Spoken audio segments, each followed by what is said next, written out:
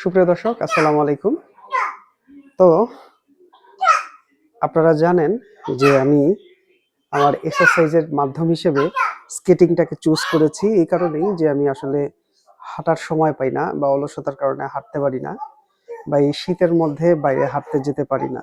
তো যেটা করি সেটা হচ্ছে গিয়ে ঘরের মধ্যেই এই যে স্কেটিং, সেই স্কেটিংটা আপাতত প্র্যাকটিস করছি। তো এই স্কেটিংটার নাম হচ্ছে ভাইপার। তো ভাইপারটা পরে জাস্ট 10 থেকে 20 মিনিট বা আধা ঘন্টা পর্যন্ত যদি স্কেটিং চালানোর প্র্যাকটিসটা করা হয়, সেক্ষেত্রে শরীরের যে মেদ ভুঁড়ি বা ওভারওয়েট সেটা কিন্তু অনেক দ্রুত রিডিউস হয়।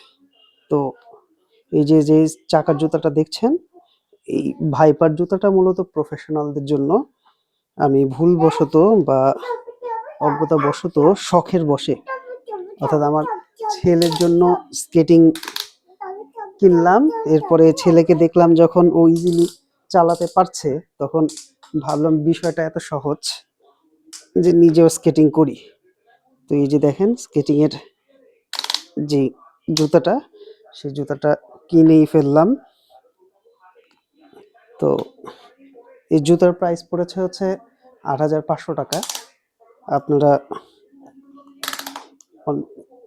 এই বাজেটকে চিন্তা করে, মানে একটু বেশি মনে হয়, কিন্তু এটাকে যদি চিন্তা করেন যে আপনারা ঘরে এক্সারসাইজ মেশিন কিনতেছেন, তাহলে আর ওয়েট লস করবেন। এই যে আমি কিন্তু ওয়েট লস করার জন্য অনেক অনেক চেষ্টা করেছি, মানে আসলে কোনো কিছুই কিন্তু আসলে ওয়েট লস করানোর জন্য তেমন একটা হয়নি, বরঞ্চ সাইড ইফেক্ট হয়েছে।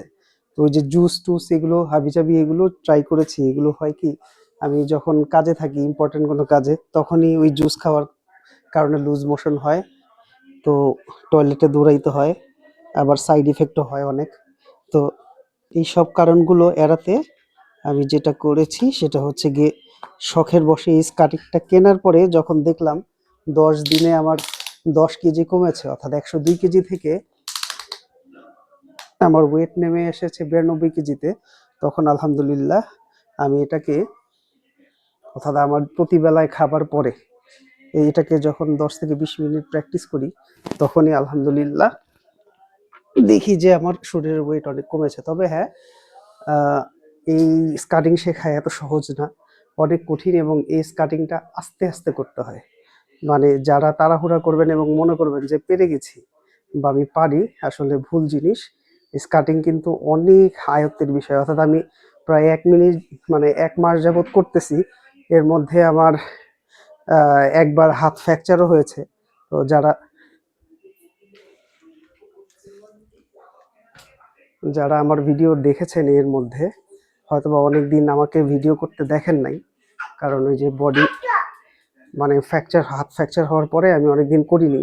তো এর কারণে আমার কমে যাওয়া যে ওয়েটটা, সেটা আবারও কিন্তু গেইন করেছিল। আর এখন আলহামদুলিল্লাহ ঘরে অল্প জায়গা দেখাতে পারি না।